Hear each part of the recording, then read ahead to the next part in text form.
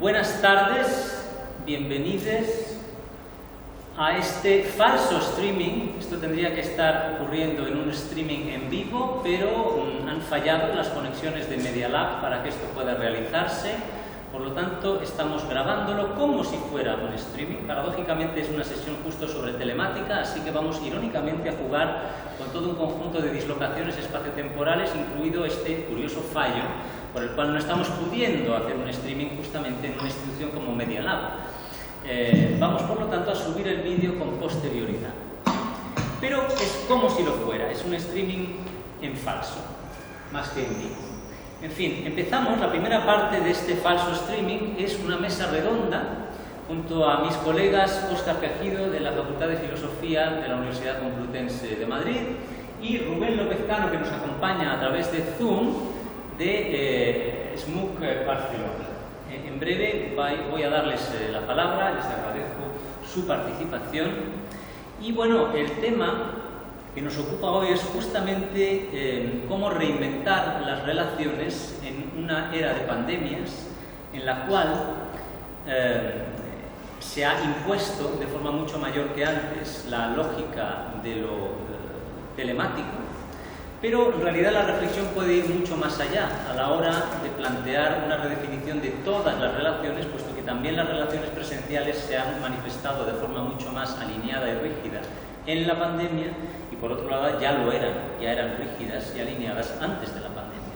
Entonces podemos hacer una reflexión sobre todo tipo de relacionalidades, tanto presenciales como físicas, en términos de cómo reinventarlas en su conjunto. Y para ello vamos a jugar precisamente con las dislocaciones espaciotemporales que hay, con esta multiplicidad de planos donde tenemos un falso streaming presencial en un lugar donde tenemos una serie de presencias presenciales, incluso con un público ahí detrás, y por otro lado una presencia telemática, y además vamos luego, después de la mesa redonda inicial, a girar la cámara hacia un espacio para ustedes todavía invisible que hay aquí detrás en el auditorio de Media Lab, donde hay suspendidas unas esculturas, unas estructuras y una serie de dispositivos, los que vamos a mostrarles posteriormente en la nueva fase de proyectos telemáticos de Metabody, con una serie de producciones que están en curso.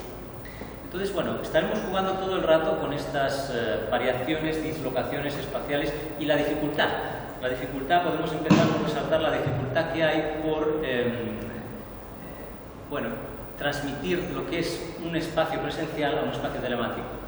Creo que es de hecho imposible. No hay traducción posible de lo que sucede en un espacio presencial a lo que sucede en un espacio telemático. No podríamos de ningún modo reproducir para ustedes en el panóptico de Internet, en YouTube, o donde sea que esto vaya a publicarse, las relaciones espaciales y corporales, temporales, que aquí se dan por cómo nos miramos, cómo podemos tener un espectro de comunicación no verbal más rico en relación con el público, en relación entre los oyentes. Aquí estamos añadiendo varias capas de complejidad, porque hay un participante telemáticamente y luego está el público telemático. De hecho, ¿a quién privilegiar? Sería la primera cuestión, ¿no? Tengo que hablar para ustedes del panóptico de Internet, que van a ver este vídeo retransmitido posteriormente en YouTube en un futuro potencial, o tengo que privilegiar a nuestro público aquí presente. Esto es un tema importante, porque realmente en nuestra cultura hay una ambivalencia. A veces parece que se privilegia lo presencial, pero luego en realidad parece que se está privilegiando en realidad lo telemático, lo que se graba, lo que se registra, el selfie, ¿no? O sea que hay una profunda contradicción ahí, ¿no?, en la propia manera de valorar una cosa o la otra. Pero primero quiero resaltar esa intraducibilidad entre un contexto y otro. Entonces, lo que en Metabody llevamos años haciendo y vamos a seguir haciendo es ver cómo reintroducir espectros de corporalidad más ricos en cualquier ámbito, empezando por el digital, pero no solo, que tiende a reducirnos.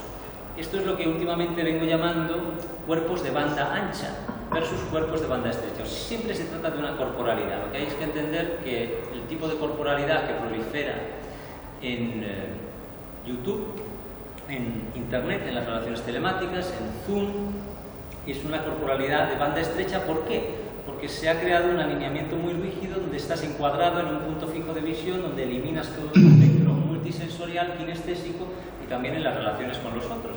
Entonces estás siempre relacionándote en términos de puntos fijos de visión, donde además la imagen no es muy clara, donde además la voz tampoco se oye muy bien, donde además no puedes nunca mirarte a los ojos de los otros, porque si miras a la cámara no ves los ojos de quien te está viendo a la distancia. Hay todo un conjunto de cosas que se han estudiado ahora más que nunca respecto a esta era Zoom, ¿no?, de explosión de lo telemático, que plantean unas diferencias radicales y por lo tanto no podemos nunca concebir lo digital como un sustituto de una presencialidad que se supone que va a volver, porque a lo mejor no va a volver. Entonces esto es otra cuestión. ¿Cuánto de lo presencial va a volver o cuánto de lo telemático va a quedarse? Y por lo tanto lo telemático es en sí mismo un modo de relación. Entonces, ¿cómo reinventamos ese modo de relación telemática reintroduciendo un cuerpo de banda más ancha, con más espectros de movimiento, que no esté simplemente alineado en un punto fijo de visión y en una representación visual y de la voz, sino que haya otros modos de transmitirse movimiento telemáticamente y por lo tanto de incorporar la propia corporalidad del cuerpo que se siente a sí mismo en relación a los otros que están conectados en esa relación? Esto también lo aplicamos y lo venimos aplicando a los espacios presenciales. Entonces, es una reflexión que vale para todo tipo de situaciones. Y bueno, por ahí entonces podemos iniciar algunos puntos de una reflexión. Quizá después de esta breve introducción puedo pasar la palabra a mis compañeros telemáticos y presenciales y luego yo retomar también el asunto con otras reflexiones adicionales. Entonces, ¿quién se anima? Creo que Rubén me había dicho. Sí, Rubén, venga, pues te pasamos a ti la palabra. Fíjense, quiero resaltar una primera dislocación que tenemos aquí, que significa que, bueno, para yo mirar, digamos que Rubén me vea la cara, tengo que mirar hacia la webcam que está en el mismo lugar de la cámara fija, y así no le veo proyectando la pantalla. Si quiero verle a él, tengo que mirar a la pantalla y por lo tanto se me ve a mí en la parte de atrás de la cabeza en la imagen que él ve de mí y también que el público está viendo. Esto es por empezar a poner de manifiesto, si queremos, o sea, la diferencia radical que hay entre una presencialidad corporal múltiple, multidimensional y los alineamientos tan rígidos de esta serie de puntos fijos de visión que nos tiranizan y que nos obligan a tener, pues bueno, a movernos estrictamente en función de la cámara, que normalmente se presume que es una, ¿no? Y cuando tienes varias y varias contrapuestas, pues se empiezan a dar todo tipo de problemas muy diversos. Vamos a explorarlos. Pues venga, Rubén, bienvenido y te doy la palabra. Hola, muy buenas tardes. ¿Me escuchan bien? Sí, muy bien. Vale, perfecto. Pues bueno, un gusto estar con todos vosotros y vosotras esta tarde, de manera indirecta en el Media Lab. Para abundar en esta selva de dislocaciones, quiero deciros que, bueno, que desde el móvil donde estoy transmitiendo o conectándome con esta charla Zoom, evidentemente veo mi cuadrito a la derecha, arriba, donde me veo muy guapo, pero si miro la pantalla que veo, donde están Jaime, mi colega de la Complutense, y atrás veo mi pantalla, tiendo a hacer esto, porque si no, no salgo yo en pantalla, no me veo en pantalla. Entonces, corporalmente estoy en una contradicción en donde mi cuerpo me pide insertarme en la pantalla que veo, que miro y que siento, pero la corrección política me dice que no pasa nada, que igual que esta transmisión estuvo a punto de naufragar, si lo que yo estoy viendo en uno de los cuadritos no es la realidad que verá la gente en el streaming, y un poco eso para mí es una metáfora bastante evidente de todo lo que nos ha pasado, de dislocación corporal, entre otras, a través de, bueno, de la pandemia y de la Espera, un momento. Se acaba de ir tu sonido. No sé qué pasa. Vamos a ver qué ocurre. Ahora la imagen también se congeló. ¿Nos oyes? Sí, yo los oigo. Ahora ya te oímos otra vez. Se ha debido cortar un momento. De acuerdo. Vale. Bueno, perfecto. Ahora que hacía la introducción, Jaime, recordé algunas de las experiencias más fuertes de desarraigo corporal que vivimos el año pasado, sobre todo, ¿no? Los meses de mayo, abril, el confinamiento duro, ¿sí? y que nos, bueno, nos tuvo encerrados en casa. ¿Sí? En el barrio donde yo vivo, en Barcelona, en Sant Andreu, es un barrio muy interesante porque es un barrio obrero, antiguo barrio obrero. Durante la Guerra Civil fue refugio de anarquistas, pero como todas partes de todas las ciudades europeas, está en un proceso duro de gentrificación.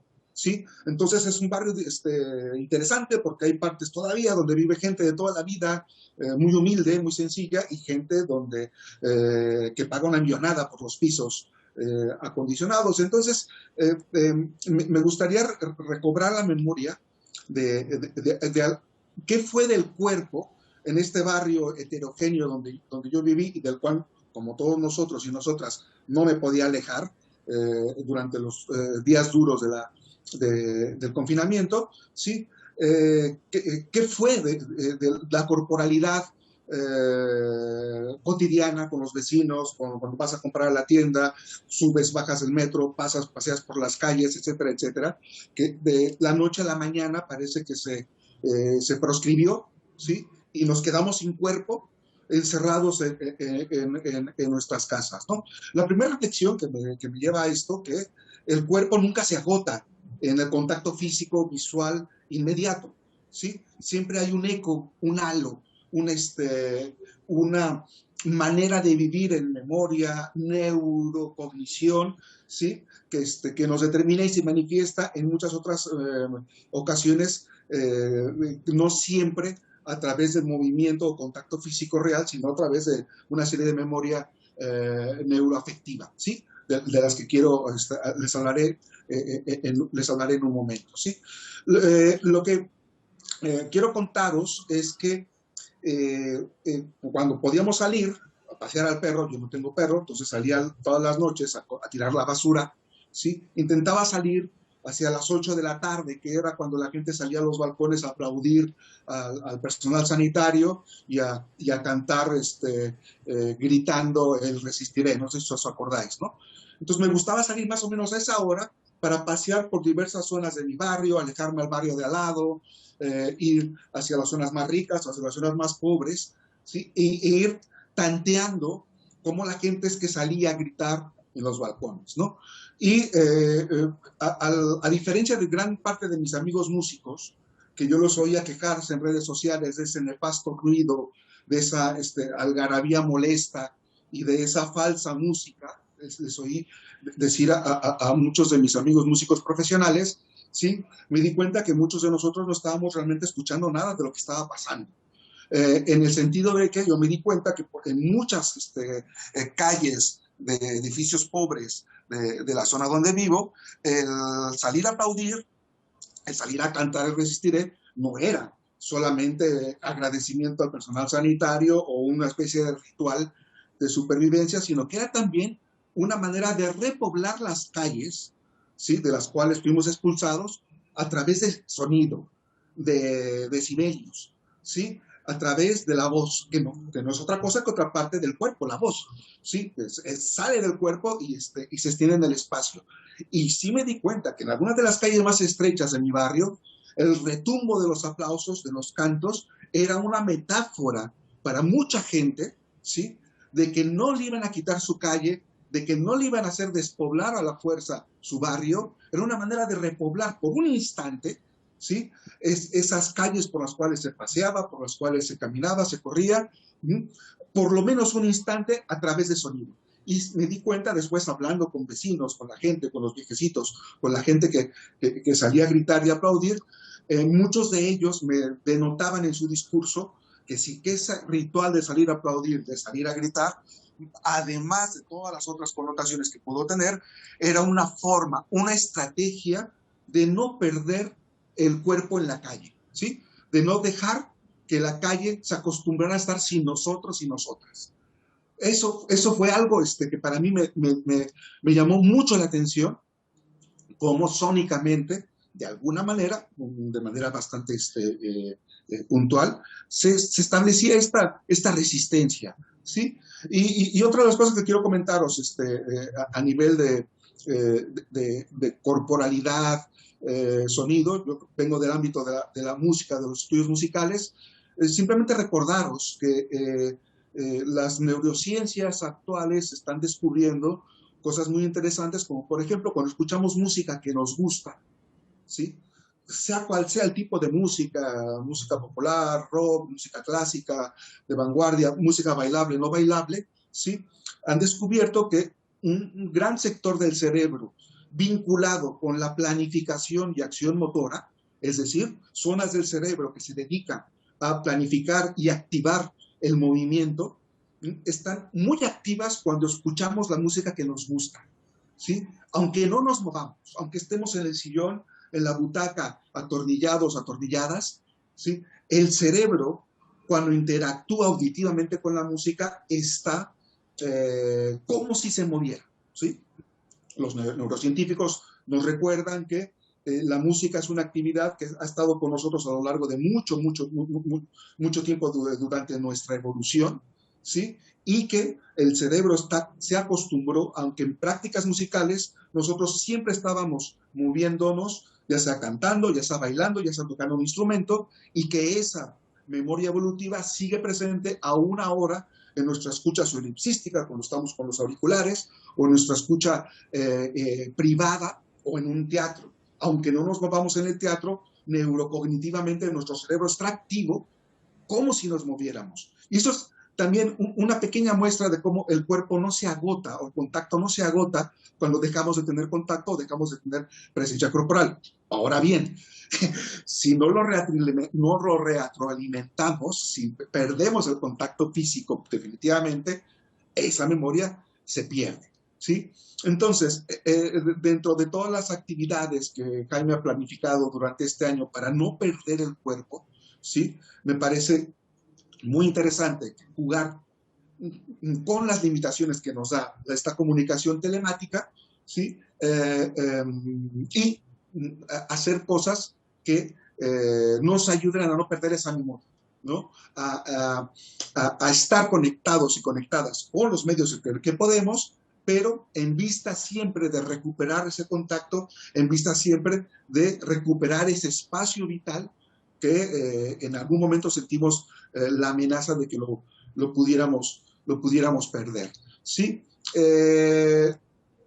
En este sentido, sí, y ya para terminar, pues quisiera simplemente mencionar algunos de los trabajos que hemos hecho antes de que se viniera esta hecatombe a través del proyecto Metabody y de las estructuras Metatopía de Jaime Del Val. Quisiera hablaros de un artículo que va a salir ya pronto, en julio, con algunas reflexiones, teorizaciones sobre estas experiencias, ¿sí? Y es un trabajo un artículo que escribimos Jaime Del Val junto con Alicia Peñalba y yo mismo, y intenta conceptualizar toda una serie de experiencias con los entornos Metatopía, con las estrategias de dislocación corporal o de desalineamiento corporal y autohackeo del Metabody. Y es un trabajo que venimos haciendo siguiendo con los talleres de Jaime, en donde participa gente con habilidades diferentes, ¿sí? En donde nosotros nos abrazamos al concepto de neurodiversidad, un concepto que nos permite comprender una sociedad en la cual no todo mundo nos movemos, racionalizamos y nos desempeñamos emotivamente de la misma manera, ¿sí? Que el ser diferente no es una enfermedad, el ser diferente no es una excepcionalidad que tenemos que tolerar, sino que tenemos que comprender que nuestra sociedad es neurodiversa y esa neurodiversidad tiene que impactar, implementar en todos nuestros quehaceres cotidianos y en una manera de deshacer la normatividad o la neurotipicidad, en donde el mundo no está hecho para todos de la misma manera, ¿sí? Y en ese sentido pudimos experimentar cómo varios sujetos diagnosticados con algunas enfermedades vinculadas al espectro autista o de parálisis cerebral, quiero decir, diagnosticados con ellos, ¿sí? Y que en su vida cotidiana tienen un estigma social, son vistos como enfermos, enfermas, son tratados como discapacitados, etcétera, etcétera, como en los artefactos sensorios, sonoro, táctil, lumínicos de Jaime, fueron deconstruyendo esos condicionamientos sociales, creando mundos a la medida de sus posibilidades kinético-corporales, ¿sí? Sin temor al error, a hacer las cosas mal, ¿sí? Y que fueron creando un mundo de sentido que efectivamente logró que hicieran cosas muy diferentes a las que suelen haber en sus entornos sociales. Estas experiencias, de las cuales, bueno, seguiremos hablando a lo largo de la charla, espero, nos ponen de manifiesto como prácticas de exploración alternativa de lo corporal, como los que propone el proyecto Metabody de Jaime, son necesarias para recuperar nuestra relación o nuestra capacidad de relacionarnos corporalmente con el mundo, aunque seamos neurotípicos, aunque no estemos diagnosticados de nada, y que es muy importante romper con los alineamientos, ¿no? Romper con la linealidad socioideológica que rige nuestro mundo y inventarnos, reinventarnos, romper las dinámicas habituales para estar construyendo y reconstruyendo nuestras relaciones afectivo-corporales en pos de una sociedad más sana. ¿Sí? Bueno, lo dejo aquí para que sigamos charlando, Jaime, y venga, los escucho un rato. Perfecto, muchísimas gracias. Pues ahora, Óscar. Bueno, pues empezar dándote las gracias, Jaime, por la invitación a participar un año más en este foro Metabody. Y foro en esta ocasión bastante jánico, sabía uno que está mirando, bastante multiespecular, diferentes cámaras, diferentes pantallas, público aquí, en fin. Eso lo primero, darte las gracias y advertir que para hacer más pandémica esta sesión, a mí ayer me vacunaron y tengo todavía un poco los efectos, la segunda dosis, tengo todavía un poco los efectos hoy de mi cuerpo, ¿no? De inmunizado, supuestamente el proceso de inmunización vírica, pues está protestando y no estoy del todo con la energía habitual ni con la lucidez, con esa no sé si es habitual, pero vamos, desde luego tampoco con mucha lucidez, así que pido disculpas de antemano. Cuando comentaba con Jaime un poco la intervención en la mesa, él me decía que, bueno, pues le eché un vistazo al texto que he redactado, que es un poco más o menos lo que para estas jornadas, que es un poco más o menos lo que venía ahora él a contar en la introducción, y me decía, bueno, pues tú eres de filosofía, pues dale un enfoque filosófico, ¿no? En ese sentido, ¿no? Y bueno, yo soy de filosofía, pero claro, no en general, sino que sobre todo me he especializado en la figura de Nietzsche, dirijo el seminario Nietzsche Complutense, un grupo de investigación también en la universidad con respecto a este filósofo, ¿no? Y para mí toda la historia de la filosofía viene marcada definitivamente por esta cuestión que Jaime anunciaba en su intervención, es el problema del cuerpo, ¿no? La noción fundamental de la historia de la filosofía. Yo creo que la historia de la filosofía es la historia de una guerra, es la historia de una guerra, es la historia de una guerra por el cuerpo, ¿no? Por el papel que ocupa el cuerpo, ¿no? Es una guerra entre aquellos que, por una parte, lo niegan, que utilizando una expresión nietzscheana, lo desprecian, que desprecian el cuerpo, frente a quienes, bueno, pues lo reivindican, o podría decir incluso que lo reivindicamos, ¿no? Porque yo creo que en esta mesa hoy los tres estamos, o vamos a estar bastante alineados, ¿no? En nuestras reivindicaciones y en nuestros planteamientos. Creo que son bastante similares en cierto sentido, ¿no? Bueno, ese otro grupo, ¿no? Que reivindica el cuerpo precisamente como el lugar, ¿no?, en la historia de la filosofía, el lugar central de la condición humana, donde en realidad se está generando el sentido, ¿no?, donde en realidad la condición humana cobra sentido porque es capaz de generar sentido. Habría que matizar, claro, que en línea con cierta concepción del cuerpo, iniciada también, yo creo, en el siglo XIX, a finales del siglo XIX, por este señor llamado Nietzsche, pero que luego ha tenido un largo recorrido. El cuerpo no puede ser entendido en un sentido metafísico, ¿no?, en un sentido tradicional. No se puede ser entendido como el origen incondicional, podríamos decir, del sentido, ¿no?, del sentido de la acción, ¿no?, sino que el cuerpo emerge. El cuerpo nietzscheano es un cuerpo que emerge en tanto que campo de batalla. A su vez, también es un campo de batalla el cuerpo nietzscheano. Es un cuerpo de batalla, es un campo de juego entre diferentes pulsiones, entre diferentes fuerzas, ¿no? Una especie de matriz de relaciones, precisamente, de fuerzas, ¿no? En relación, fuerzas que se relacionan y que terminan por proyectar, ¿no?, una acción, en el propio actuar, ¿no?, terminan por generar un cierto sentido, sea eso lo que sea, porque posiblemente uno de los problemas más importantes de la historia de la filosofía es precisamente el problema del sentido. ¿Qué es esto del sentido, ¿no? ¿Y qué significa proyectar sentido, ¿no? ¿Y qué es que las cosas tengan sentido? Bueno, si es que lo tienen, o si es que se lo damos, o si es que lo creamos, ¿no? Es un problema filosófico de primero. Además, yo creo que también, en una línea también bastante nietzscheana, creo que podemos decir que del cuerpo emerge el sentido, pero que en él reside también, en el cuerpo reside también lo que llamaríamos la indeterminación, ¿vale? La indeterminación del sentido. Y por tanto, y esto es una parte muy importante también, reside ahí la posibilidad del cambio. Reside la posibilidad en el cuerpo, reside también, así entendido, reside la posibilidad de la creatividad, ¿no? En tanto que no somos, de alguna manera, el yo, esta instancia filosófica con tanto peso, lo que es el yo, el sujeto, ¿no? En tanto que no somos dueños completamente, no somos dueños, no somos responsables últimos de nuestras acciones. Por tanto, en el cuerpo, y esa es la importancia filosófica del cuerpo, residen las dos cosas, ¿no? La posibilidad de emerger un sentido, de dar sentido, de actuar con un cierto sentido, pero también al mismo tiempo reside en el cuerpo,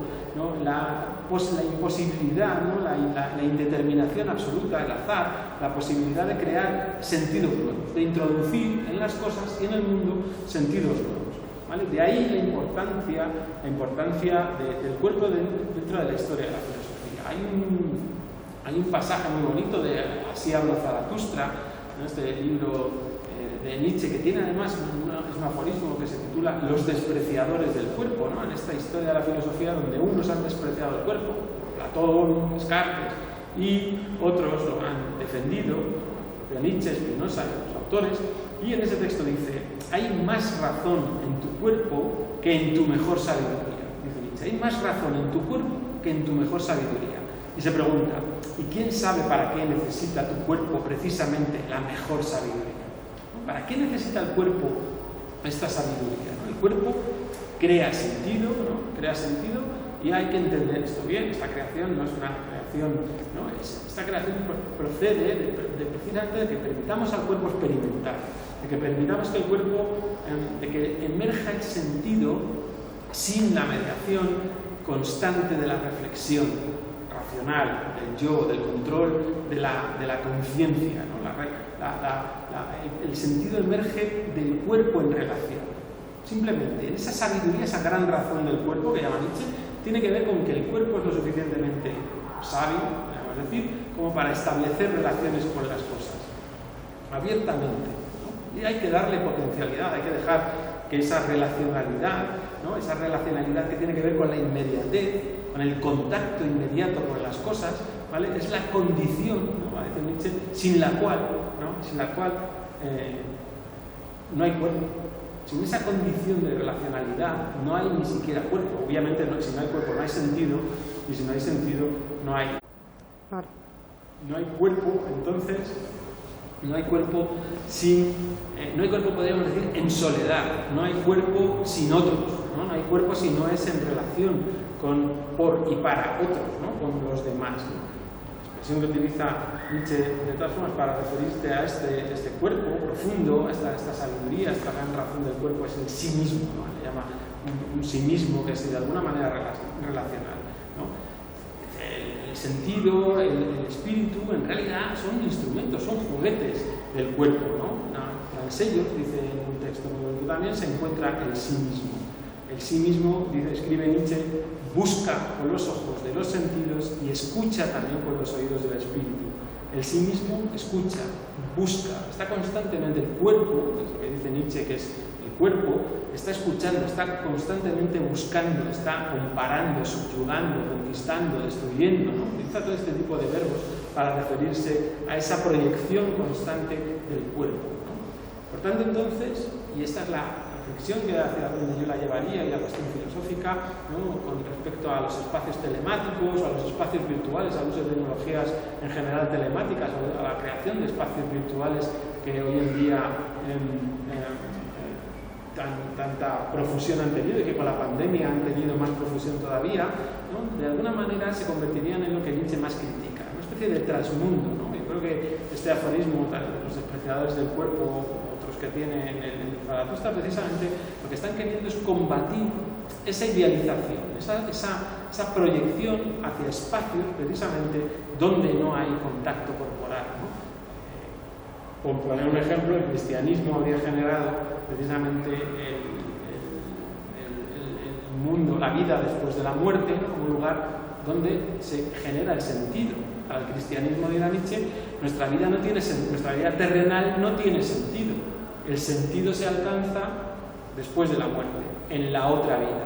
Este es el cristianismo, y así lo analiza Nietzsche, pero esta idea de que el sentido se alcanza en un lugar que no es el terrenal, que no es el corporal, que no es el de las relaciones, es lo que nos está pasando, yo creo, un poco con la virtualidad. Jaime lo decía hace un momento, ¿no? Y lo escribe también en las líneas que encabezaban en la página web de este foro, ¿no?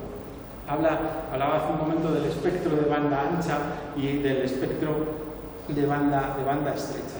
Nietzsche está en los despreciadores del cuerpo, precisamente está utilizando también esta misma lógica de la reducción y la ampliación, ¿no? Hay un cuerpo ampliado, hay un cuerpo que no se puede reducir, ¿no? Simplemente por los parámetros, diría, biopolítico, ¿no? De control, de disciplinamiento, ¿no? Y sería algo equiparable más o menos a lo que Jaime llama una experiencia de banda ancha y una experiencia de banda estrecha, que es este cuerpo, ¿no? Completamente domesticado, controlado políticamente, ¿no? al que nos están sometiendo. Dice Nietzsche, el cuerpo es una gran razón, una pluralidad con un único sentido, una guerra y una paz, un rebaño y un pastor.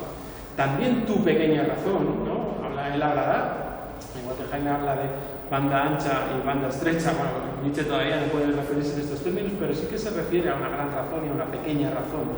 Dice, también tu pequeña razón, a la que llamas espíritu, es obra del cuerpo, hermano mío, un pequeño instrumento y un pequeño juguete de tu gran razón, ¿no? Lo que llamamos espíritu, eso que proyectamos precisamente, ¿no? En las redes no podemos estar corporalmente, ¿qué proyectamos sobre ellos, ¿no? En realidad, si no son nuestros cuerpos, estamos privando de lo más esencial, de lo más básico, estamos proyectando ahí. Las nuevas tecnologías, yo creo, tecnologías digitales, los espacios virtuales de comunicación que se asocian a estas tecnologías telemáticas o digitales, ¿no? Mantienen, preservan ese viejo desprecio del cuerpo, ¿no? Ese viejo desprecio del cuerpo propio de la filosofía, por el que el cuerpo, en un sentido amplio, decía, es sustituido por un yo, por una subjetividad, por un ¿cómo se llama? Un alter ego, una especie de avatar, ¿no? Digitalizado, ¿no? que se incluye en las redes y que en realidad no representa, ¿no? Además, aparte de que la representación es una representación muy reducida, es una representación normalmente que responde a una forma de racionalidad masculina, patriarcal, occidental, blanca, capacitista, ¿no? Lo veíamos hace un momento, ¿no? que reduce cualquier posibilidad, ¿no? Para participar en esos espacios virtuales tienes que dejar todo lo diverso, tienes que dejar todo lo plural fuera, ¿no? Los sistemas de normalización no permiten mucho más. Bueno, un apunte y en este sentido ya termino, sobre esta forma biopolítica precisamente de disciplinamiento que ha adoptado la forma del distanciamiento social. Simplemente el nombre ya es malo, no es un distanciamiento social lo que se nos está exigiendo, no es social el distanciamiento que tenemos que tener, es un distanciamiento físico en el mejor de los casos, una cierta distancia, ¿no? Con la pandemia, pero no es un distanciamiento social. La gente se ha encerrado en sus casas, no ha salido, no se ha relacionado socialmente, ha perdido el contacto mucho más allá de lo físico, porque la demanda que nos hacían era distanciamiento social. Rubén lo explicaba ahora perfectamente, ¿no? Las calles eran invadidas por la voz, por el cuerpo, ¿no? En ese momento, ¿no? En esa proyección que este cuerpo que busca, que necesita salir físicamente, ¿no? Que necesita expresarse y buscar espacios que no sean de virtualidad, que no sean espacios, que sean espacios realmente físicos y fisiológicos y corporales. Bueno, por ir terminando, simplemente me preguntaba, leyendo el texto de Jaime y escuchando a Jaime y a Rubén, ¿no? Me preguntaba un poco si de alguna manera es posible que en algún momento estas relaciones virtuales lleguen a sustituir, lleguen a ser una alternativa. Y yo creo que radicalmente, por lo menos desde mi punto de vista, no hay ninguna posibilidad de que los espacios virtuales sustituyan a lo corporal. Podremos mejorarlos, podremos buscar otras experiencias distintas a las de la corporalidad, podremos hacer muchas cosas con ellos, pero nunca podrán sustituir a la inmediatez del contacto directo de las voces, de las pieles, de los cuerpos, de las temperaturas, de los calores, de los fríos, de la necesidad de la corporalidad, porque ahí hay algo que es completamente irrenunciable, ¿no? Yo creo. Por esta posibilidad de que ahí es precisamente donde emerge el sentido. En los espacios virtuales no hay posibilidad de que emerja nada más que lo que ya está previamente dado. Entonces, yo respondería en términos categóricos, obviamente sin matizar, se podría matizar esto mucho desde luego, pero bueno, por la rapidez de la intervención y para no aburrir demasiado, yo respondería que categóricamente no es posible. Podemos trabajar en otros elementos, pero hay algo consustancial al cuerpo que yo creo que no es reemplazable bajo ningún concepto por la virtualidad, por las relaciones virtuales. Y me callo ya, si no hablo. No, bueno, gracias a ambos por las magníficas intervenciones. Bueno, quizá podemos sí abrir un poquito, ¿no?, debates o rondas, pero antes de pasar a estas demostraciones de sistemas que paradójicamente justo intentan ver hasta dónde se puede llevar al límite esta manera de reintroducir un cuerpo o no, en sistemas que parecen excluirlo. Y bueno, simplemente explicar, para quienes no conocen mi aproximación al tema, que la cuestión por la que yo planteo esa reconquista del cuerpo es el sentido negado, que es la propiocepción, ¿no?, que es el sentido, a mi juicio, más importante, es el sentido que más se ignora en nuestra cultura de la atrofia y que es justo sobre el que yo trabajo incluso cuando intento ver cómo se lo puede introducir de algún modo también en los espacios de diseño digital, en todas sus limitaciones y también en todos los demás, no solo en los digitales. Entonces, bueno, trabajamos en Metabody mucho esta cuestión de la propiocepción, de cómo no solo reivindicarla y pensarla, sino repensarla de nuevas formas y ponerla en práctica. La idea de que un cuerpo es un campo propioceptivo que siente sus propias fluctuaciones, o sea, un cuerpo es un campo fluctuante. Esto toma mucho, ¿no?, estas ideas nietzscheanas del cuerpo como campo de fuerzas. Yo, en realidad, mi pensamiento, como soy un presocrático que está desfasado 2500 años, yo pues lo pienso todo en términos físicos, pero de una física prearistotélica que es muy ajena al sentido común actual. Para mí todo es movimiento, entonces yo me lo llevo todo al estudio, a repensar el movimiento de unas formas que no se han pensado en 2500 años desde que Aristóteles lo cambió todo. Entonces, pues eso, para mí el movimiento son campos de fluctuación de una variación, una capacidad de variación infinita. Y la propiocepción justamente es el modo de percepción propio de cualquier campo de fluctuación, incluso de cuerpos, por supuesto, no humanos, pero también no orgánicos. O sea, todo campo de fluctuación consiste en tanto que campo en la medida que sus fluctuaciones persisten, pero con variación. Eso ya para mí es un sentido de propiocepción primordial. Entonces, nuestra propiocepción compleja no es más que una expresión de eso, una expresión compleja de eso. Y lo que cuenta, tirando de este hilo spinoziano-nietzscheano de tendencias vitales y tendencias antivitales, es cómo potenciar la capacidad de ese cuerpo de variación, teniendo en cuenta una variación, un equilibrio complejo entre consistencia y variación. Cómo consiste un campo mientras varía. La variación está ahí siempre. Entonces el campo no es un ente, esa es la gran diferencia. Un campo de fluctuación no es un ente que precisa definirse primero para variar después. La fluctuación es en sí mismo un movimiento de variación. Este es el empujoncito ontológico que yo le doy a las concepciones de la fluctuación cuántica tan presentes de forma tan interesante en la física actual, donde se plantea que la única cosa que no puede dejar de existir en ninguna circunstancia de ningún universo posible es la fluctuación como variaciones indeterminadas de energía-densidad.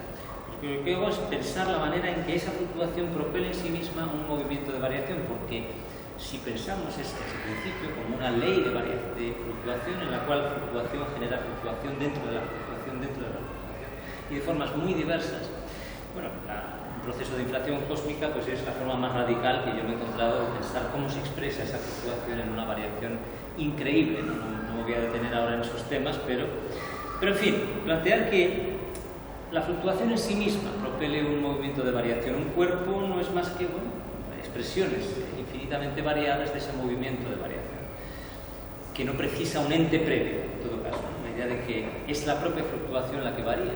Y entonces un campo, lo interesante, también retomando esta idea de la indeterminación que yo intento llevar a su límite más extremo, como que solo hay esa indeterminación y nada más, pero en distintos grados. Ahí está la política. Entonces, lo interesante de pensar un campo de fluctuación es que, pensándolo desde la cuántica justamente, es ontológicamente indeterminado, o sea que sostiene simultáneamente muchos estados que no se resuelven. Entonces, pensado el cuerpo, un cuerpo humano como un campo propioceptivo, pues puedes pensar la multitud de tensiones simultáneas de fluctuación que están sucediendo al mismo tiempo en un cuerpo. Es a nivel muscular, pero por supuesto ni qué decir a nivel molecular. De movimientos que están, o sea, un cuerpo, el mecanicismo es la imagen más reduccionista del cuerpo como un bloque que es se desplaza en una línea medible en un espacio preexistente. Pero yo reteorizo el movimiento como el movimiento del cuerpo, ante todo, es su propio campo interno de fluctuación. Se puede pensar como punto de partida como un enjambre de 360 articulaciones, que es el número de articulaciones que tiene un cuerpo humano. Pero claro, los músculos están entre las articulaciones. Lo que sentimos al movernos es la fluctuación tensional, torsional, múltiple, entre todas las 360 articulaciones. Entonces yo, mientras camino por la calle, que podría ser el desplazamiento, estoy gesticulando, estoy hablando con alguien, todo el cuerpo está fluctuando de 20.000 formas a la par que no implican una trayectoria medible de ningún tipo.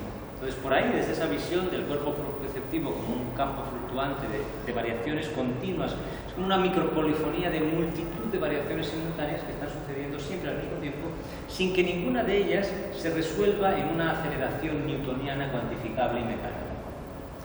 Todas podrían en cualquier momento convertirse en otras fluctuaciones igualmente indeterminadas, y eso para mí es una manera de pensar la indeterminación ontológica de un cuerpo como el nuestro, ¿no? En términos de movimiento, verdaderamente. Ahora, ¿cómo movilizamos entonces frente a la tendencia, o sea, el mecanicismo, que viene de la perspectiva, lo que ha hecho es realmente alinearnos en puntos fijos de visión y en trayectorias mecánicas, como si no existiera otra cosa, ¿no? Por eso tendemos a movernos como un bloque, tendemos a crear muy poca variación interna de las fluctuaciones del cuerpo, exploramos un margen mínimo de esto, ¿no? Entonces, ¿cómo potenciamos la posibilidad de una variación mucho mayor de ese campo de variación interna, ¿no? En vez de asumir esa tiranía externa de puntos externos que nos orientan y que estamos siempre desplazándonos? Pensemos que esa idea teleológica y causal es aristotélica, ¿no? sea, ahí está la semilla ya del mecanicismo a un nivel tan profundo que mucha gente ni se la cuestiona. Ayer teníamos un debate sobre Aristóteles después ya del debate filosófico que tomamos después en otro debate paralelo que había a este foro. Surgió un debate interesante sobre, bueno, Aristóteles para mí sí plantea una semilla del mal, por así decirlo, y muy poca gente, por no decir nadie, se había cuestionado. Esa teleología está ahí muy profundamente arraigada en nuestras concepciones. Luego ya el mecanicismo le da su expresión más extrema y más pobre, ¿no?, de la pura cuantificación de esa teleología. Ya no es una forma en el sentido de un sentido, ¿no?, del movimiento, sino de la pura cantidad medible, ¿no?, en líneas que se miden. Bueno, yo en fin, trabajo totalmente en contra de esa concepción del movimiento, y todos los experimentos que vengo haciendo en Metabody y todas las técnicas de ontohacking y las metatopías, estos entornos de indeterminación corporal y espacial que se van creando, son justamente para movilizar todos esos espectros que son siempre expandidos, son siempre en relación con un mundo, nunca son solo dentro del cuerpo. Es como el cuerpo se espacia y en relación con otros campos perceptivos. Yo lo llevo al punto de decir que el mundo no es otra cosa que una multitud de campos perceptivos entrelazándose de formas muy variadas. El problema viene cuando esos campos se cierran, se alinean, se congelan, se convierten en campos que ya no permiten variación y que además imponen sus rígidos alineamientos en todo lo demás. Ese es el problema de la dominación. Por eso yo pienso que toda reducción implica una dominación. Cuando se impide que esa fluctuación pueda seguir variando en su mutación infinita, esa reducción está implícitamente imponiéndose, no permitiendo que las otras fluctuaciones que hay a su alrededor puedan seguir proliferando. Se congela una determinada configuración y esta se impone, orienta todo lo que hay a su alrededor. O sea, crea un campo reductivo y es en sí mismo dominante. Esto es lo que lleva sucediendo en la Tierra pues varios milenios, cuando han surgido campos geométricos que han orientado los cuerpos. Y ayer en la charla pues yo mencionaba esta delirante contradicción de que precisamente para atrofiarnos y crear cuerpos inmovilizados y controlables se crea una maquinaria planetaria absolutamente insostenible de sistemas geométricos y planetarios de computación que están creando un verdadero desastre ecosistémico. Entonces el cuerpo empobrecido es el reflejo del desastre planetario, uno va de la mano del otro. El cuerpo empobrecido es un planeta empobrecido, es un planeta basura, sepultado en basura, literalmente, ¿no? Entonces esas contradicciones, ¿cómo salir de ellas? Pues para mí recobrando la capacidad de fluctuar, ese es lo primero, ¿no? No hay recuperación posible de un mundo menos empobrecido, ni hay deceleración posible de esa exponencial aceleración, si no empezamos a tener otra vez un sentido de cuerpo más rico, de capacidad de moverse, de fluctuar, y por lo tanto desde ahí rehacer nuestra simbiosis, como decías en términos nietzscheanos, con absolutamente todo lo que nos rodea. Y efectivamente, pues yo también coincido en que es muy difícil que eso se dé sin una cierta proximidad, ¿no? El problema más que proximidad yo lo veo como el tema del alineamiento, ¿no? Lo que hacen las pantallas es convertir la relación en relaciones muy calculadas y que reducen todo nuestro aspecto propioceptivo. Entonces, para mí, en realidad, la cuestión se puede realizar de la propiocepción de otras maneras, pero de cómo recobrar esa propiocepción más rica en cualquier contexto.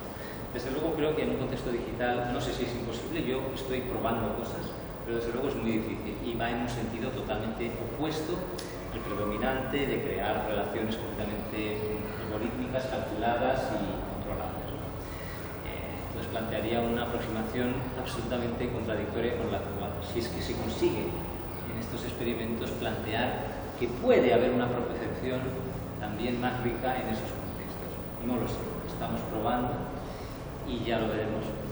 Pero en cualquier caso, si se consiguiera, seguiría siendo un experimento muy marginalmente ajeno a la tendencia predominante a producir planetariamente unos cuerpos empobrecidos, que de todas formas, yo ayer lo decía, o sea, para mí está clarísimo que esta curva exponencial de aceleración, que otros ven como una inevitable evolución y que es imparable y que va a ir a algo, yo creo que ese algo no puede ser más que una singularidad de extinción. O sea, realmente si uno contempla el desastre planetario profundo, la manera en que cada dispositivo que tenemos para inmovilizarnos está entrelazado con sistemas planetarios de producción que implican el esclavismo de los que producen esto, las guerras del coltán en África para extraer los metales que llevamos en los computadores, computadoras, la cantidad de basura digital que está sepultando África también, los buques estos gigantes que están atravesando los océanos todos los días para traer los microchips con los que se fabrica o traer los productos fabricados en China por esclavos, la población mundial exponencial que es absolutamente inadmisible, insostenible, yo lo decía, no se puede tolerar ese aumento poblacional, está todo vinculado, ¿no? Entonces, para mí está clarísimo que esa curva, esa singularidad de aquí a unas décadas, más que una singularidad de inteligencia artificial, va a ser una singularidad de extinción, en una curva, en un vórtice exponencial de pandemias, cambio climático, todo está entrando en aceleración exponencial, no solo la tecnología, su aceleración de producción. Entonces, yo creo que de aquí a 2045, que dicen que va a surgir la inteligencia artificial superior, yo más bien veo, pues eso, efectos del cambio climático mucho más dramáticos, efectos de pandemias mucho más dramáticos, efectos de hambrunas y escasez de recursos mucho más dramáticos, porque la población sigue creciendo exponencialmente, lo cual es algo increíble. Entonces, bueno, ¿de qué están hablando, no? Los que hablan de esa exponencialidad imparable como en un futuro eterno, ¿no?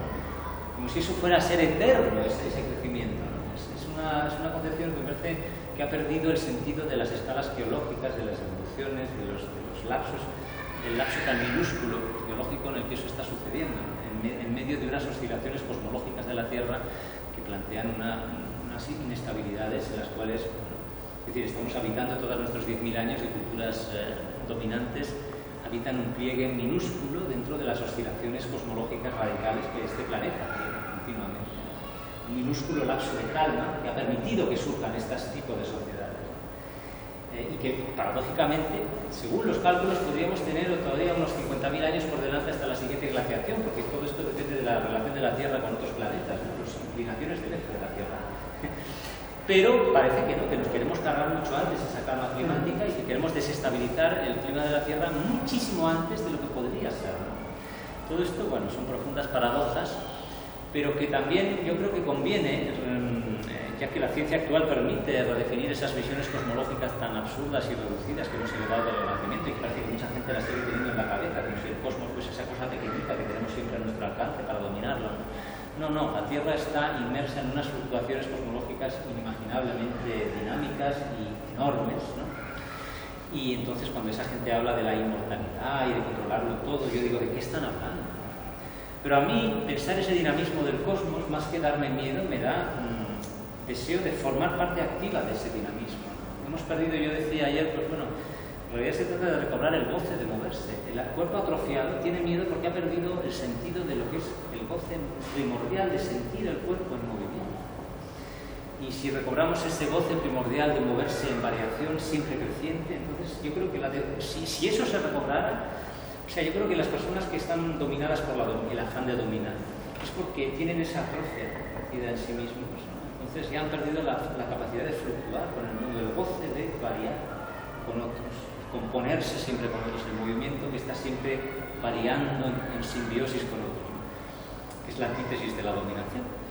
Entonces, bueno, por ahí, en fin, lanzar otras pequeñas reflexiones, pequeñitas reflexiones sobre las implicaciones de estos asuntos. No sé si queréis responder o añadir otras reflexiones al respecto antes de pasar a intentar compartir en este híbrido telemático presencial rarísimo que estamos haciendo aquí hoy estos experimentos actuales de Metabody en dirección en parte irónica, pero en parte también menos irónica, de reinventar la telemática.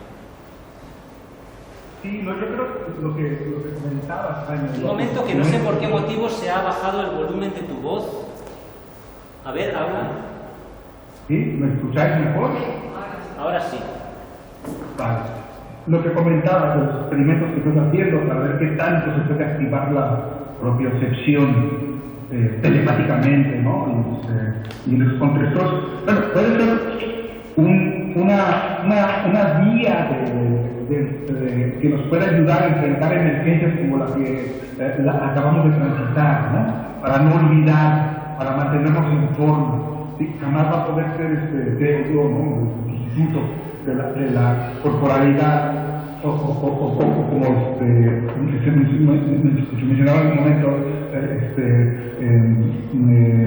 se me olvidó tu nombre. El colega filósofo. Oscar, perdón. Este sentido que nos da la corporalidad, este sentido inmediato de una comprensión del mundo holística, concreta que nos da el cuerpo. Pero yo creo que sí es importante seguir experimentando, seguir preparándonos para este tipo de eventualidades y sobre todo, como tú decías, movernos frente a todo cúmulo de determinaciones, controlamientos y disciplinamientos que he mencionado, ¿sí? Y que muchos de ellos transitan o se ejercitan gracias a través del disciplinamiento corporal.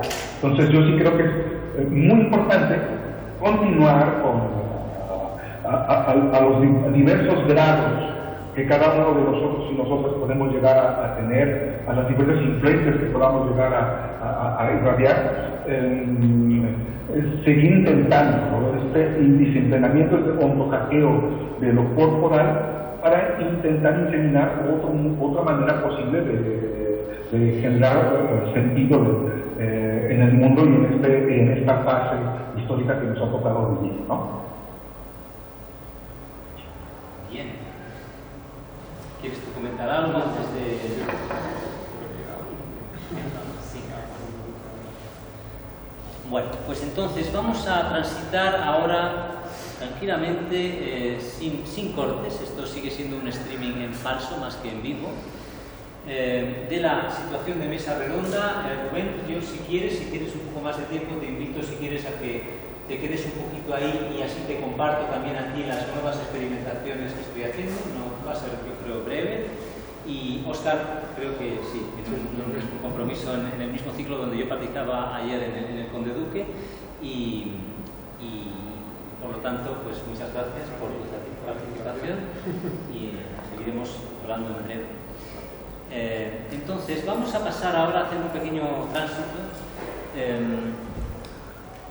y vamos a ver cómo jugamos con estas espacialidades contradictorias.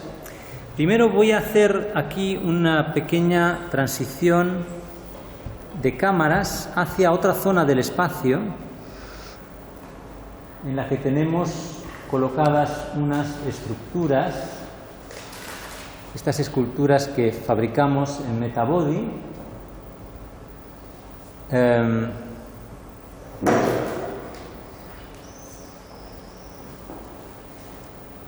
Y antes de pasar a mostrar la manera en que estas esculturas están siendo utilizadas y reapropiadas o transformadas en el contexto de un experimento telemático, vamos a estar todo el rato jugando con esta idea de que yo tengo que mirar a esta pantalla en la cual veo mi imagen, mientras que estoy orientándome versus dos cámaras distintas.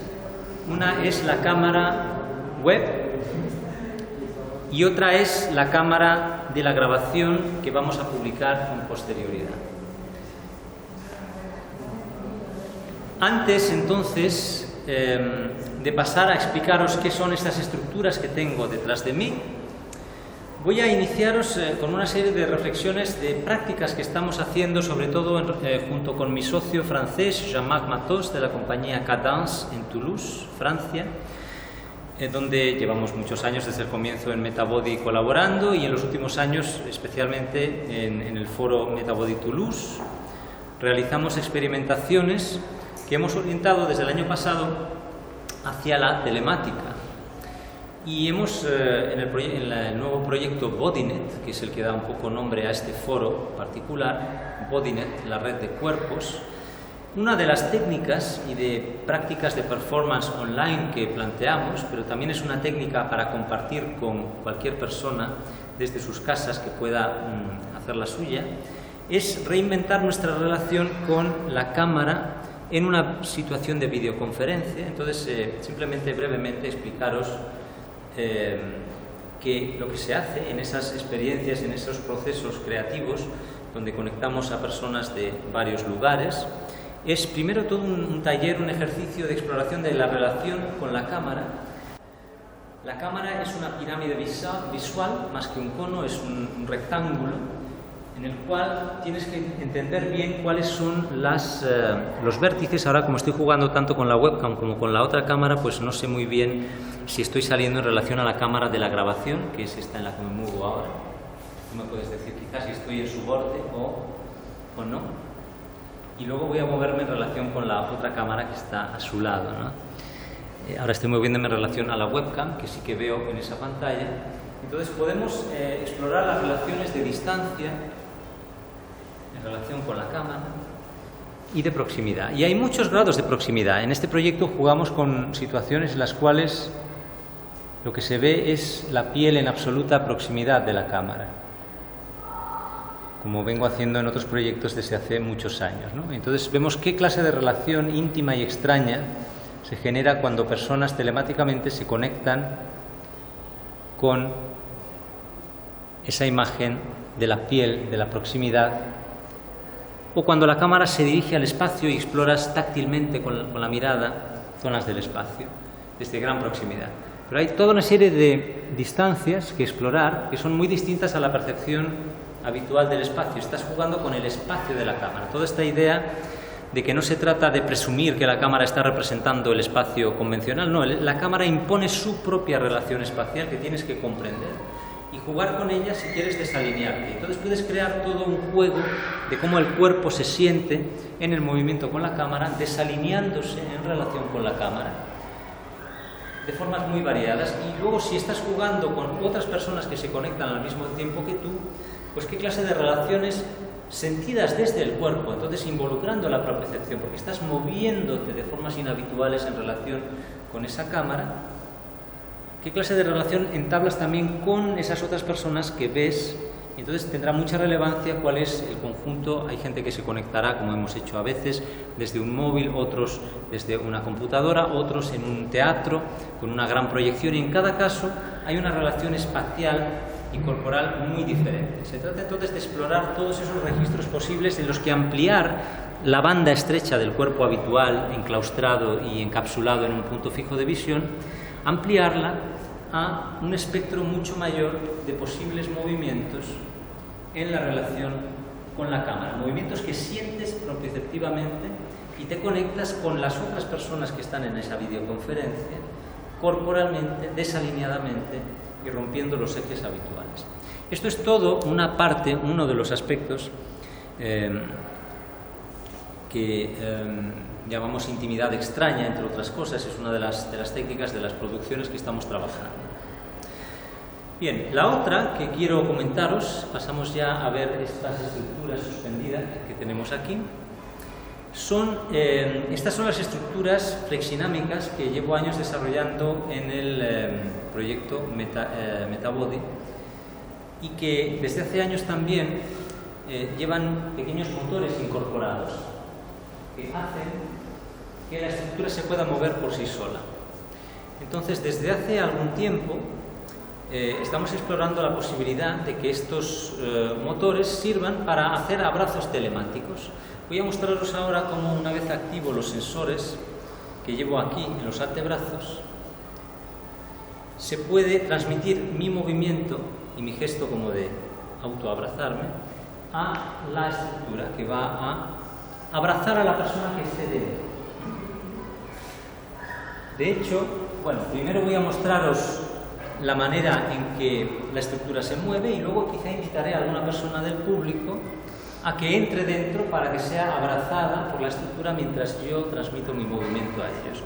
Y el siguiente paso que estamos ya activando en la producción es cómo esto puede hacerse remotamente, porque se puede usar el sensor del teléfono móvil y enviárnoslo para que una persona, haciendo este gesto, pueda hacer que se mueva una estructura que está ubicada aquí y en otro lugar. Esto es una fase emergente de la producción. Ahora os lo voy a mostrar a nivel local. Entonces, dejadme que active los sensores.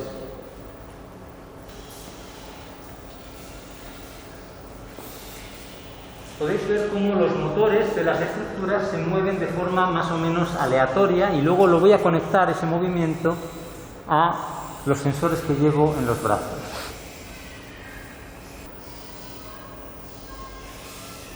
Esto para quienes, para la grabación de Zoom no se va a ver, pero vamos a intentar que en la grabación de vídeo se perciba ese movimiento.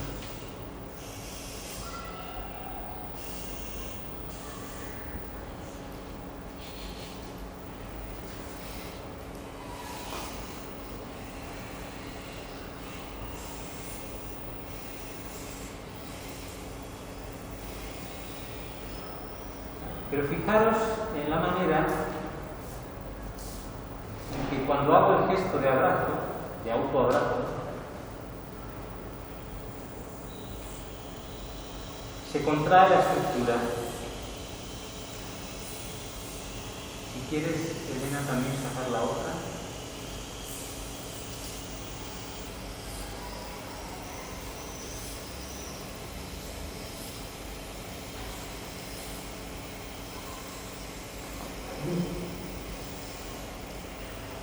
Se suelta. Si bajo los brazos, se cae. Entonces esta es una coreografía minimal del abrazo, ¿no? Donde puedes jugar con... Entonces una persona telemáticamente podría enviar su gesto de abrazo con el sensor del teléfono. Voy a parar un momento para explicar.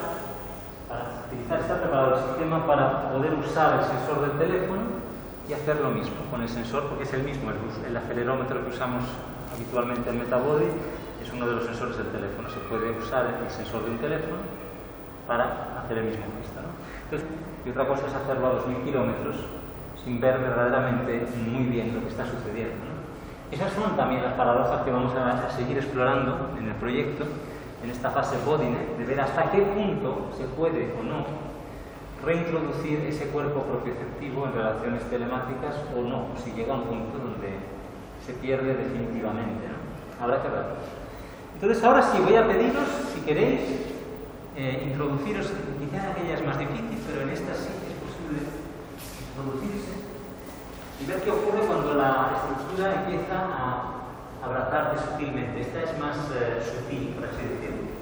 Quien no le dé miedo un abrazo un poquito más estrecho, puede introducirse en esta otra estructura. Voy a ir jugando, ya que tenemos hoy el reto de jugar también con ese falso streaming. Entonces vamos a ver cómo mostramos uno a uno. Primero me acerco aquí y luego me acercaré allí. Vamos allá. Empieza un primer abrazo telemático presencial, pero a distancia, abrazo a distancia.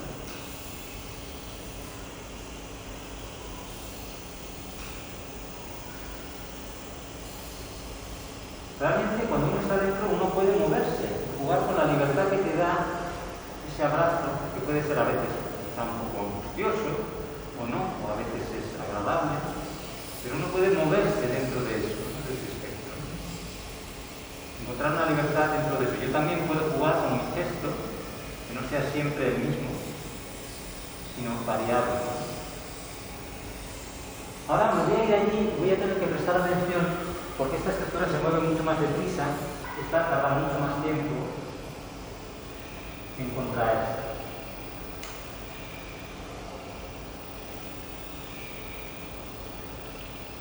Pero quizá puedes sentir un poquito la variación de las tensiones, muy sutil, muy sutil.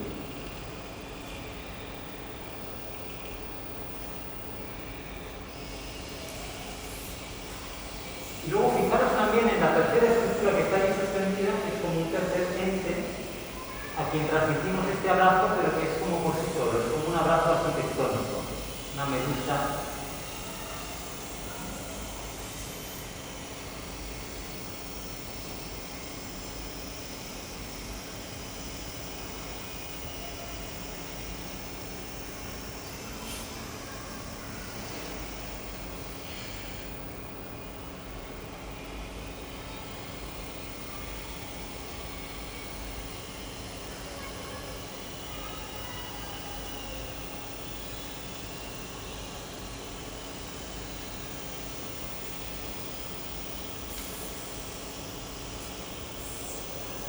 O sea, el feedback que os da la estructura es propioceptivo realmente. Cuando sentimos el abrazo de alguien, sentimos la deformación de nuestros tejidos y nuestros músculos. Es una manera de conectarse propioceptivamente, de sentirse a uno mismo. En la pandemia nos falta sentirnos a nosotros mismos a través del abrazo con el otro, ¿no? Y bueno, obviamente aquí hay un juego irónico, pero también muy serio, ¿no? Y profundo sobre en qué consiste el cuerpo y el abrazo y el contacto. Es todo propiocepción, ese es el gran ausente de nuestro vocabulario y nuestra táctica.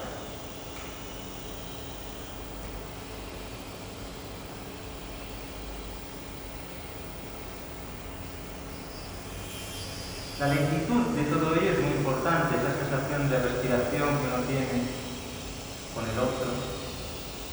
Pero claro, imaginaros que yo estuviera en Francia a 2.000 kilómetros, a 2.000 kilómetros, viéndoos a través de una pantalla.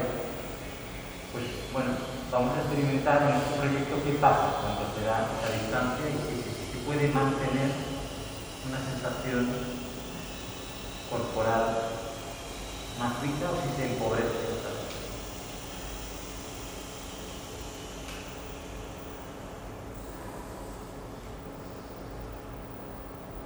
Si quieres probar ahora.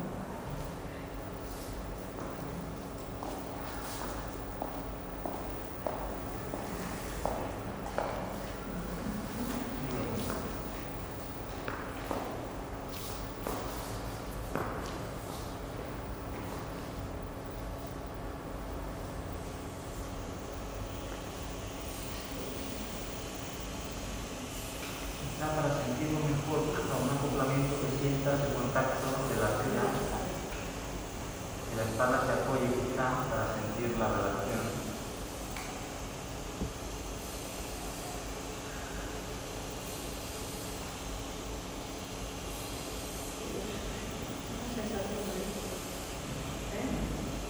En cada estructura es muy distinta, en esta es más sutil, muy suave, pero bueno, ahora se está. Puede a veces llegar a ser un poquito más agobiante. Hay que jugar, ese también es parte de la ironía del proyecto, ¿no? A veces ese abrazo telemático puede convertirse en algo agobiante también, ¿no?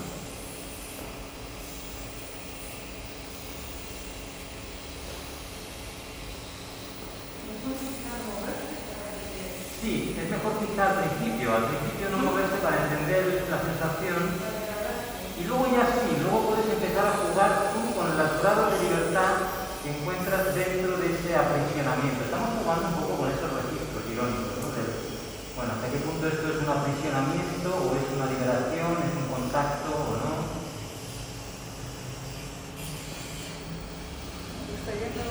Cambiar la división. Bien, sí, pues cambiar de lugar si quieres tú también probar esto. Y la otra también se puede entrar, pero simplemente está más inclinada, la del fondo. Retomamos.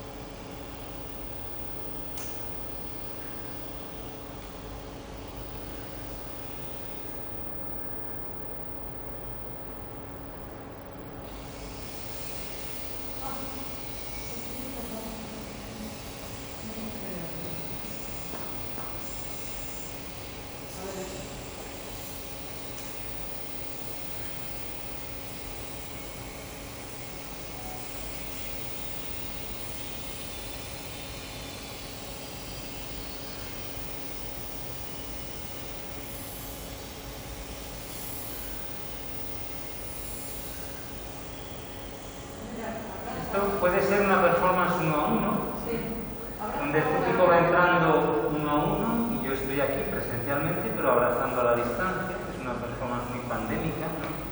Pero luego está la versión digital de cómo hacer esto telemáticamente y a la distancia, pero también con su sentido performático, más que como un objeto vendible para que la gente, ¿no?, lo consuma sin más, aunque por supuesto podría moverse en esa dirección.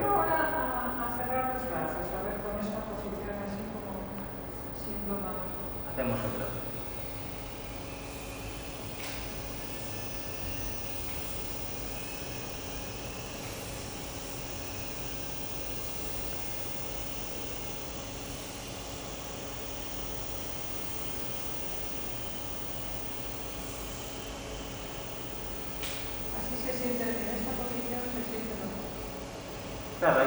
mostrando.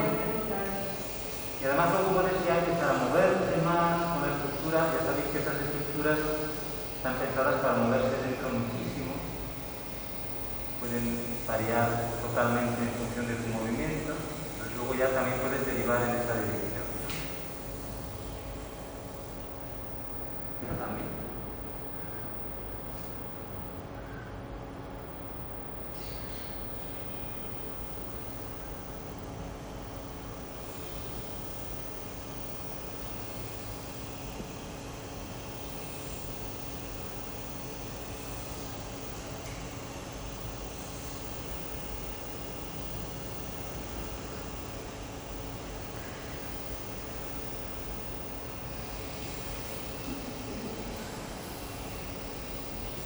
Cuando se suelta es una sensación interesante.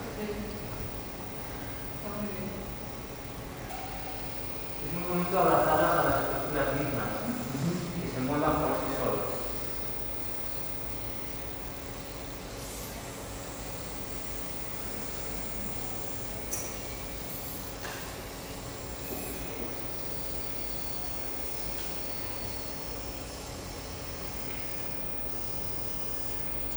Las proyecciones digitales que venimos trabajando en Metabody desde hace muchísimos años son como arquitecturas digitales amorfas. Pues eso también lo queremos implementar ahora a nivel telemático. Estamos iniciando la producción, ya funciona la conexión de sensores de teléfonos que van a ser los que sustituyan a los que habitualmente uso de forma presencial para modificar desde cada lugar remoto esas arquitecturas. Lo que mandamos entonces por internet, y aquí retomo ideas que trabajé en un proyecto europeo en 2008, donde trabajábamos formas muy experimentales de telemática, que ahora pues vuelve a ser relevante el tema de una nueva forma, es enviar, no enviamos en absoluto imagen ni vídeo, sino igual que con los motores lo único que se manda por internet son los datos del movimiento del sensor. Entonces, cada persona en su lugar reconstruye con esos datos que nos enviamos unos a otros la composición visual interactiva en su lugar, pero no se envían las imágenes ni los sonidos por internet. Solo se envían, es mucho más económico a nivel de datos, solo se envían los datos de movimiento de un sensor, de un lugar a otro.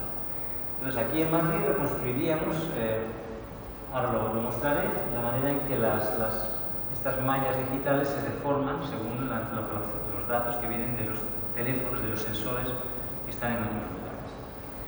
Para esto necesito un minuto para cambiar un poco la orientación de las cosas. ¿Puedes conectarme otra vez el cable HDMI, el que habíamos usado para lo otro, al proyector este, por favor? No estaba. ¿Pero si este no funcionaba? No, no este, sino... Ah, sí, no, este sí que funciona. Este sí funciona.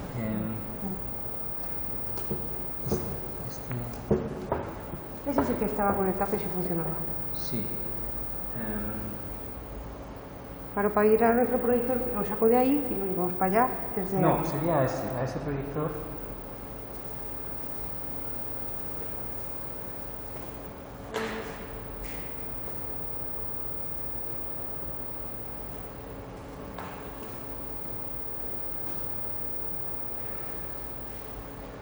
Bueno, en realidad es más fácil mostraros primero aquí en esta pantalla. Voy por lo tanto a bajar la persiana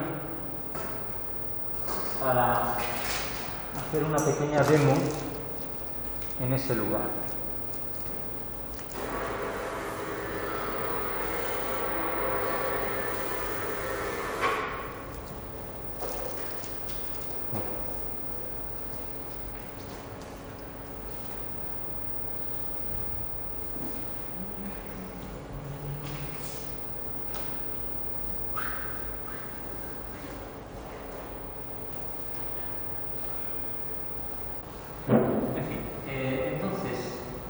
Cada una de las dos mallas está asociada a uno de los sensores. Si yo, por ejemplo, le doy el sensor número 2,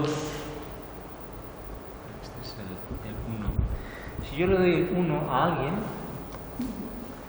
este sería, por ejemplo, equivalente a los datos que vendrían del sensor del teléfono de la persona que está en Francia. mientras que la malla verde corresponde a mi sensor.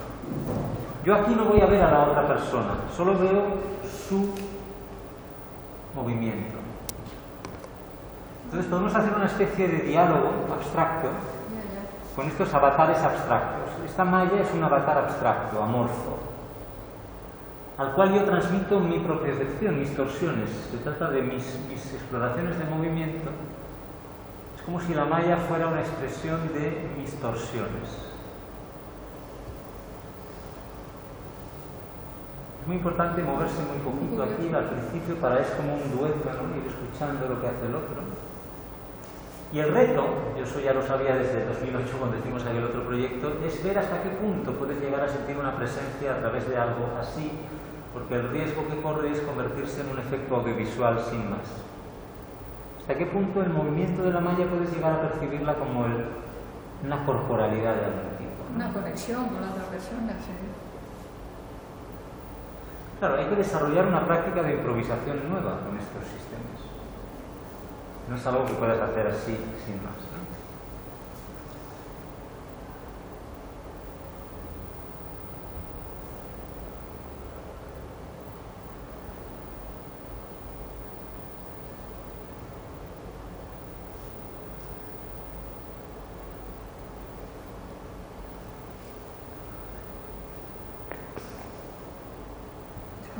Podemos colocarnos de manera, a ver si la cámara consigue sacarnos a pesar de la oscuridad, porque es un... ¿No se puede bajar un poco la proyección? Que se vea más, ¿no? Está todo muy limitado. Vamos a ver, dinos, Elena, si podemos salir de algún modo, incluso poniéndonos cerca del proyector. Sí, salís. Sí. Si quieres, vete para acá. Incluso en la luz del proyector, en el brazo.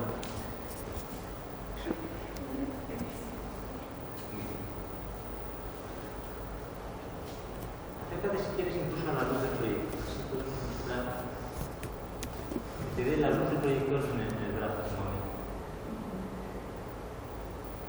Ahora nos cuesta más verlo, pero bueno.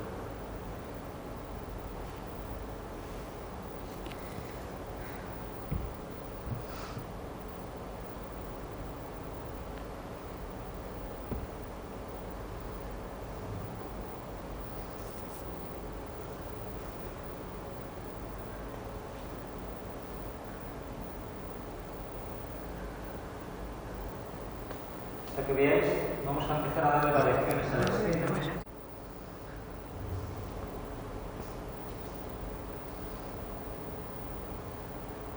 Primero, claro, tienes que desarrollar una relación con tu propia malla, que es lo que suelo hacer en Metabody y en otros procesos. Y luego,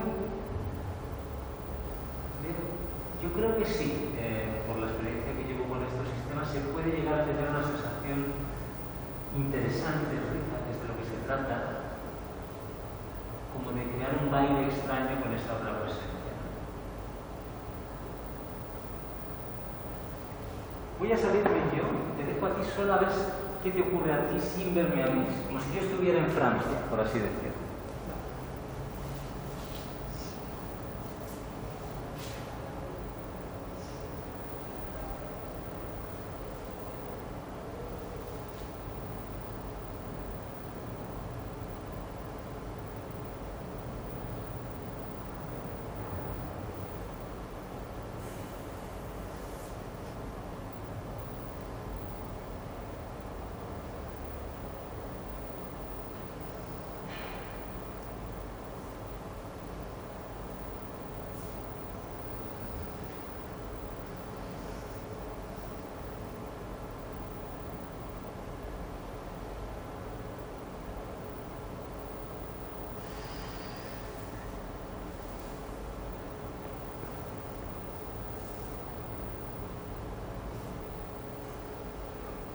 O sea, una dinámica inicial posible de esto es como una frase.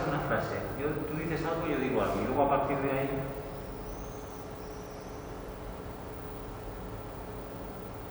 Es que mi sensor ahora mismo está teniendo mucha menos relación que el tuyo.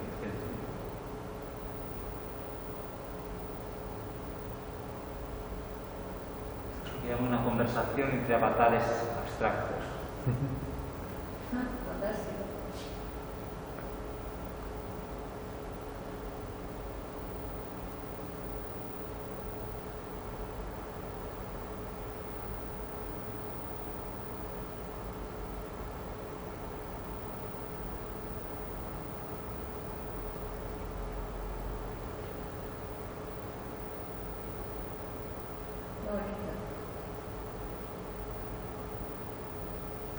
Realmente en Metabody habíamos hecho pues, duetos, cuartetos, ¿no? Con sensores en un espacio, pero la telemática es lo que no habíamos explorado en esta dimensión. Bueno, pues esta es un poco la experimentación. Obviamente luego estas proyecciones normalmente serían en las estructuras que uno habita desde dentro. Lo que pasa es que para esta fase es importante ver un poco más claro lo que está sucediendo antes que entras un poco en la dinámica. Entonces, mi esperanza de poder, digamos, concebir modos de telemática menos reductivos es eso, es incorporando espectros de propiocepción e integración multisensorial más indeterminada dentro del diseño de interacción,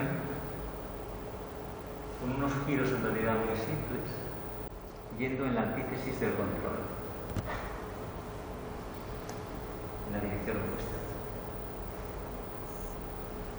Y esto se consigue estando en países distintos también. O sea, claro, la idea es que es como si, o sea, ahora estamos usando los sensores que uso siempre en Metabody, pero como os he dicho antes, ya tenemos el sistema preparado.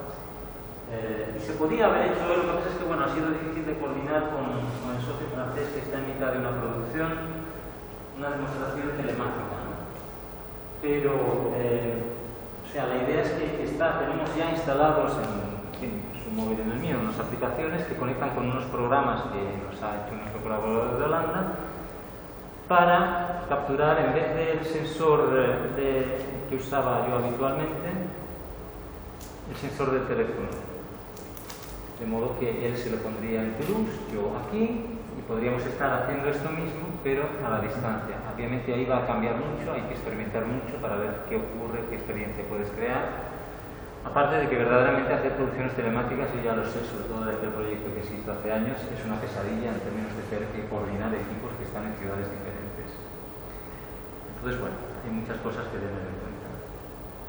Por eso, por mi parte, quiero llevar, digamos, la economía de medios a la mínima expresión y buscar la riqueza de posibilidades dentro de la mínima complejidad técnica, pensando también en herramientas que luego puedan usarse fácilmente sin intención de hacer una cosa de venta a gran escala de un producto, porque eso ahí pierde toda la especificidad de la práctica corpórea, pero que pueda compartirse, digamos, que alguien pueda descargarse quizá eso y poder crear un pequeño proceso creativo con alguien que no tiene todo el sistema que yo uso, que es más complicado. Pero en fin, cada una de las tres técnicas que os he mostrado hoy de telemática, digamos, subvertida, tiene cada una su especificidad muy concreta. Yo creo que van a tener un desarrollo lento de cada uno encontrarle un sentido. El abrazo telemático tiene su performance muy sobria, muy rigurosa, muy lenta. Esto tiene su especificidad, que habrá que darle también su sentido telemático, de ver qué composiciones se generan. Y luego la performance inicial es la que más avanzada hemos hecho, porque ya la presentamos públicamente el año pasado en Toulouse, este tema de esa videoconferencia desalineada, de ese juego de intimidad extraña, jugando con la cámara en proximidad y en distancia de formas extrañas y creando composiciones entre los cuerpos, ¿no? Pero recobrando una relación propioceptiva también en un movimiento en relación con la cámara, en vez de asumir esa inmovilidad empobrecedora. Bueno, pues eso es. Entonces podemos ir, yo creo, cerrando el falso streaming de esta sesión presencial telemática, donde hemos mostrado una serie, no sé si se me ve ahora, Elena.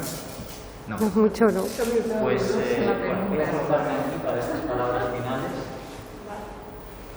Este falso streaming en el cual hemos intentado jugar con unos desalineamientos y dislocaciones de los problemas, de intentar mostrar una espacialidad más compleja en una situación mitad de streaming, mitad de videoconferencia con una persona remota, con otra persona presencial, con luego una serie de experimentaciones espaciales. Pues, espero que podamos hacer llegar algo de esa complejidad dislocada y de sus limitaciones y sus posibles aperturas con otros experimentos distintos a quienes vean también este vídeo que se colgará. través de este vídeo, que lo vea a posterioridad, pueda transmitirse algo de la complejidad dislocada de este experimento que hemos hecho hoy, de un falso streaming con una videoconferencia en parte telemática, en parte presencial y en parte queriendo compartir algo de unos experimentos todavía muy presenciales y físicos, pero que están planteando versiones telemáticas para ver posibilidades de abrir un poco ese cuerpo de banda estrecha de la telemática convencional, que es una empobrecedora y del control de la atrofia y de la inmovilidad, y reincorporar una posibilidad de introducir un cuerpo proprioceptivo más rico en todos los espectros del diseño digital, del diseño de arquitecturas interactivas físicas y de la relación con la cámara principalmente.